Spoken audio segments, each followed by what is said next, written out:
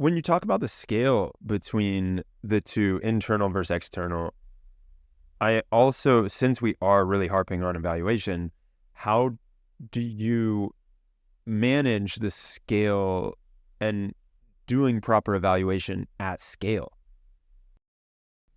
Yeah, so the first thing we had to do when we built Opik is like support that scale, right? Because if you have, hundreds of thousands of users or millions of users and, I don't know, a very significant number of QPS, like we want to do the observability side for that, like we have to support that, right? Like, so Opik was built from the ground up based on a lot of the knowledge we already had around model observability to support that. So that's the first thing that's hard, right? Like, how do we collect all these instrumentation information from you in real time without slowing down your application in scale? So that's the first piece. If you're listening and you like that kind of work, definitely take a look at what we did there.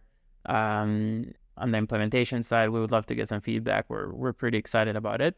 But then you're right. I mean, just because like the evaluation is also really hard. So all these queries we talked about, slicing and dicing the data, running automated evaluations, it just becomes much harder and scale, like many things.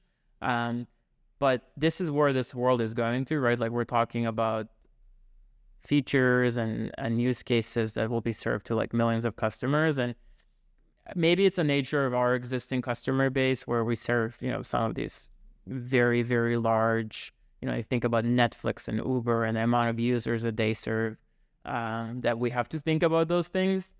But it's really hard. And we're still early on, both Opik and an industry in general. So I think if we meet again in a year from now, I'll be able to tell you a lot more and what breaks when you get to that scale.